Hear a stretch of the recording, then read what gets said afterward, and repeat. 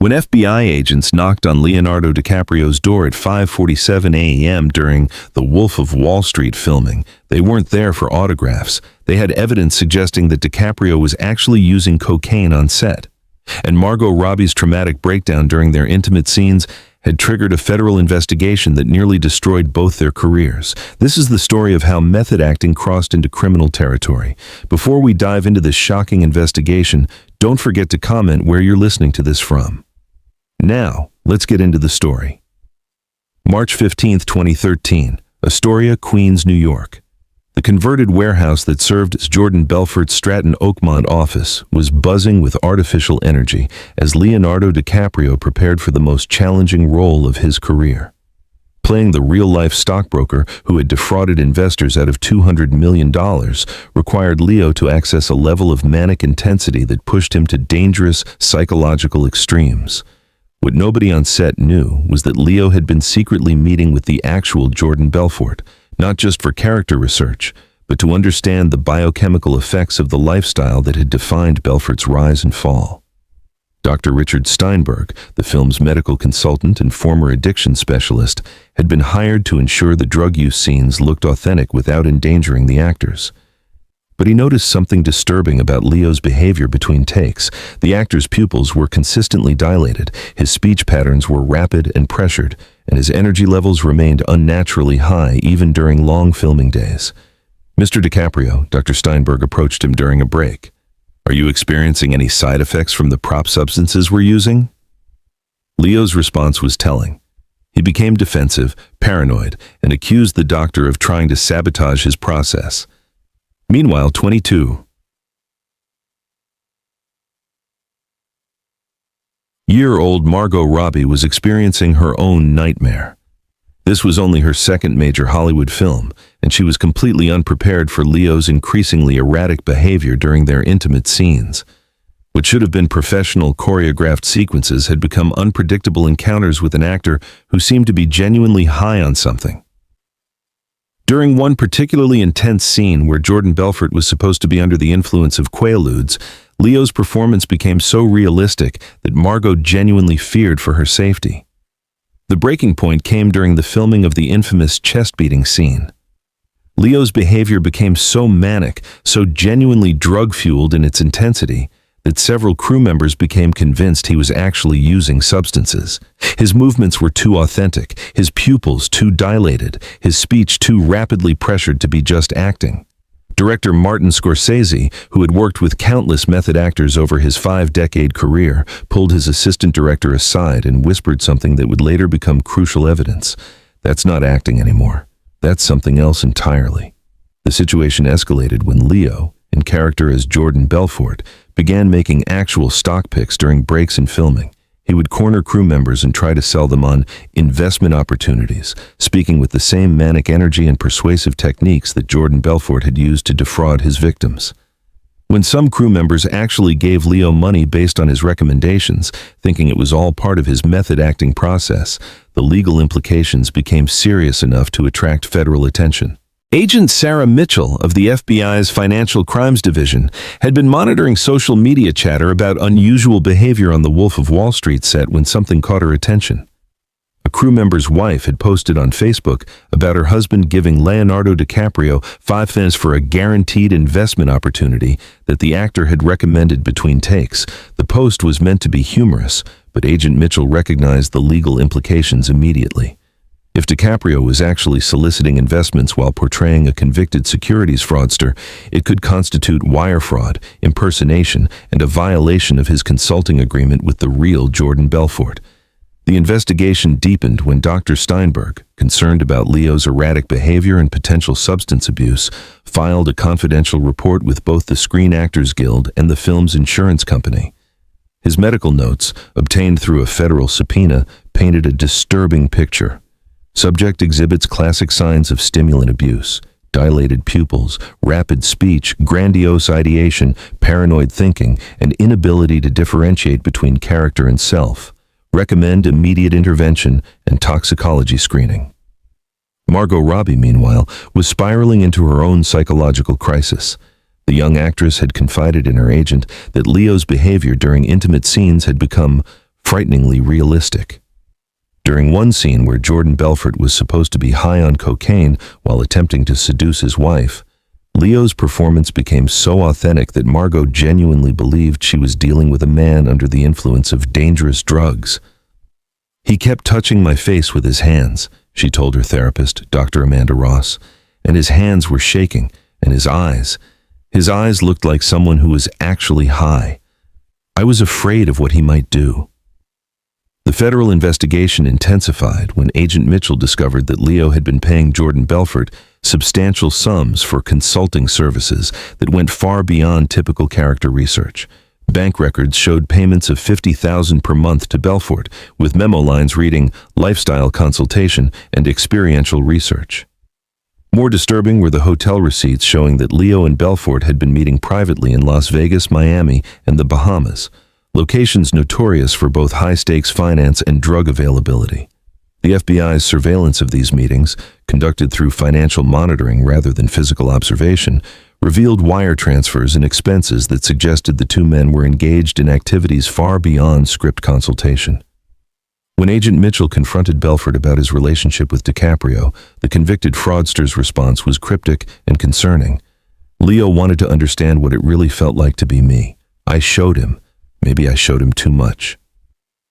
The investigation reached a critical point when Margot Robbie, unable to cope with Leo's increasingly erratic behavior, suffered what her medical records described as a severe anxiety episode requiring emergency intervention.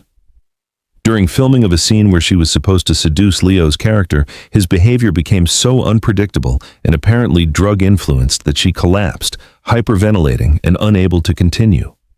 The paramedics who treated her noted that she kept repeating, "He's not acting anymore. Something's wrong with Leo. He's not acting." The FBI raid on Leonardo DiCaprio's Malibu home at dawn was conducted with the precision typically reserved for major drug dealers. Agent Mitchell had obtained a federal warrant based on evidence of potential securities fraud, wire fraud, and suspicion of controlled substance violations. When they searched Leo's home office, they found something that shocked even seasoned federal investigators. Detailed journals documenting his immersion process for becoming Jordan Belfort, including entries that suggested he had crossed ethical and legal boundaries in pursuit of authenticity. The journal entries, written in Leo's handwriting, contained passages that read like the confessions of someone who had lost touch with reality. "Day 47 of Belfort immersion," one entry read. "The line between Leo and Jordan is disappearing. I can feel his thoughts becoming my thoughts, his desires becoming my desires, the hunger for more money, more power, more substances. It's overwhelming. I understand now why he couldn't stop. I'm not sure I can stop either." More disturbing were the detailed records of his meetings with the real Jordan Belfort. Leo had documented their conversations about achieving authentic chemical states and understanding the biochemical basis of greed. The entries suggested that Belfort had been providing more than just character insights. He had been teaching Leo how to access the same psychological and potentially chemical states that had driven his criminal behavior in the 1990s. During the search, agents also discovered a sophisticated home laboratory setup that raised immediate red flags. While Leo's representatives claimed it was for researching the effects of various substances for character development, the equipment was far more advanced than anything needed for acting preparation. Dr. Patricia Wong, the DEA's consulting chemist who examined the lab, found residues in equipment consistent with the synthesis and testing of controlled substances, particularly stimulants that would produce effects similar to those Leo was displaying on set. The most damning evidence came from Leo's phone records. Encrypted communications with Jordan Belfort showed discussions about procurement and authentic experiences that suggested illegal activity. When federal cryptographers decoded some of these messages, they revealed conversations about obtaining controlled substances for research purposes and discussions about the psychological effects of various drugs on performance and decision-making. The investigation took a darker turn when agents interviewed Margot Robbie under oath. Her testimony, given in the presence of her attorney and a victim's advocate, revealed the extent of her traumatic experience on set. "Leonardo wasn't playing a character who was high," she testified. "He was actually exhibiting behaviors consistent with substance abuse. His pupils were dilated for weeks at a time. His hands shook constantly. He would talk for hours without stopping about investment strategies and financial schemes that had nothing to do with the script. I genuinely feared for my safety during intimate scenes because his behavior was so unpredictable and apparently chemically influenced. The federal prosecutors faced an unprecedented case. Never before had they investigated an A-list actor for potentially using their method acting process as cover for criminal activity. The evidence suggested that Leo had not only possibly used controlled substances while portraying Jordan Belfort, but had also engaged in activities that could constitute securities fraud and conspiracy with a convicted felon. The U.S. Attorney for the Southern District of New York, Preet Bharara, personally reviewed the case due to its high-profile nature and complex legal implications. The turning point came when Jordan Belfort, facing potential charges for violating his probation by associating with someone who might be engaging in securities fraud, agreed to cooperate with federal investigators. His testimony, given under a proffer agreement, revealed the shocking extent of his relationship with DiCaprio. "Leo didn't want to act like me," Belfort told prosecutors. "He wanted to become me. He asked me to teach him how to think like a criminal, how to feel the rush of illegal activity, how to access the biochemical states that had driven my behavior. I thought it was just method acting, but it became something else entirely." Belfort's cooperation led to the discovery of recorded phone conversations that captured Leo in apparently altered states, discussing real investment schemes and expressing grandiose plans that went far beyond character research. In one particularly damaging recording, Leo could be heard saying, "I understand now why you couldn't stop, Jordan. The feeling of power, of being above the law, of being able to manipulate anyone, it's addictive. I don't want to go back to just being an actor when this is over." The medical evidence was equally compelling. Dr. Steinberg's confidential medical records, subpoenaed by federal investigators, documented weeks of concerning behavior that suggested substance abuse.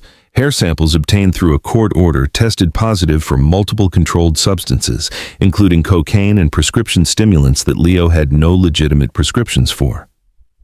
The levels detected suggested regular use over an extended period, coinciding exactly with the filming schedule of The Wolf of Wall Street. Margot Robbie's medical records supported her testimony about the traumatic nature of working with Leo during this period. Her therapist's notes documented severe anxiety, sleep disturbances, and what Dr. Ross diagnosed as occupational trauma resulting from exposure to unpredictable and potentially dangerous behavior by a colleague. The notes included Margot's direct quotes. "I don't think Leo knows who he is anymore. When I look in his eyes during scenes, I see Jordan Belfort, not Leonardo DiCaprio. It's like the character has taken over completely, and that character is genuinely dangerous." The investigation reached its climax when federal agents, working with Martin Scorsese's cooperation, obtained footage from the film's dailies that had never been intended for public viewing. This raw footage showed Leo's behavior between takes, including moments where he appeared to be genuinely under the influence of substances while discussing real financial schemes with crew members and extras.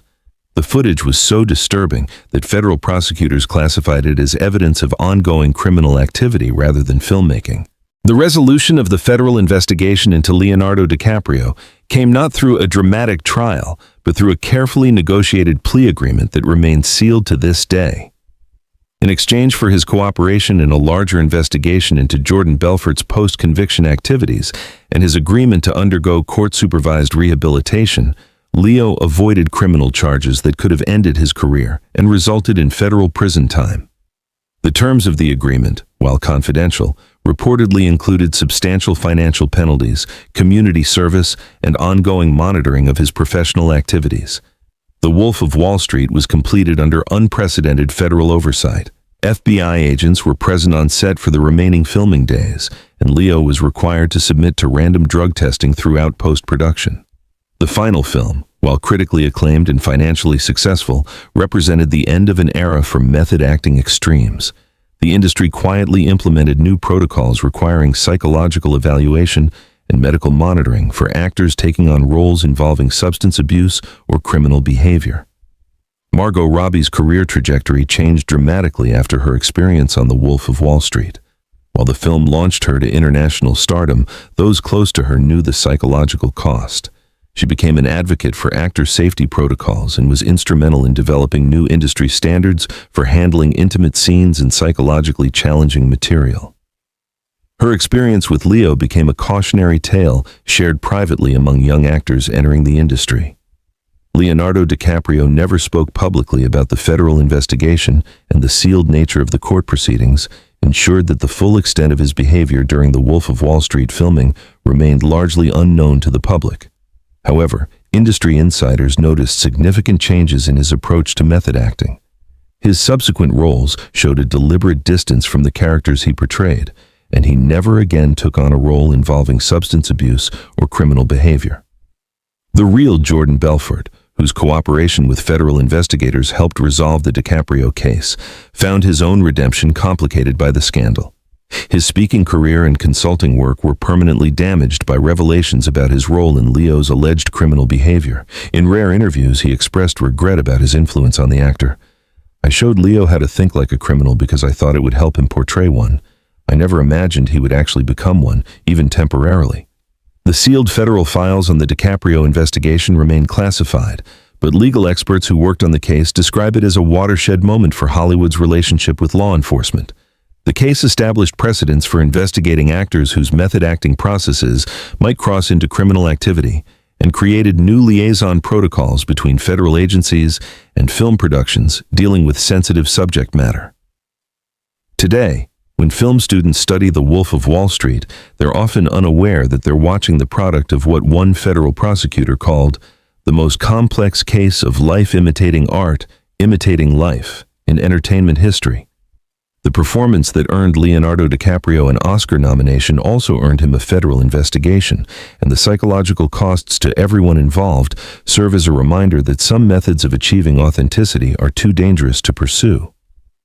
The industry's DiCaprio protocols, as they're informally known among insurance companies and legal departments, now require extensive psychological evaluation and federal background checks for any actor portraying real-life criminals or engaging in extended method acting processes involving potentially illegal activities.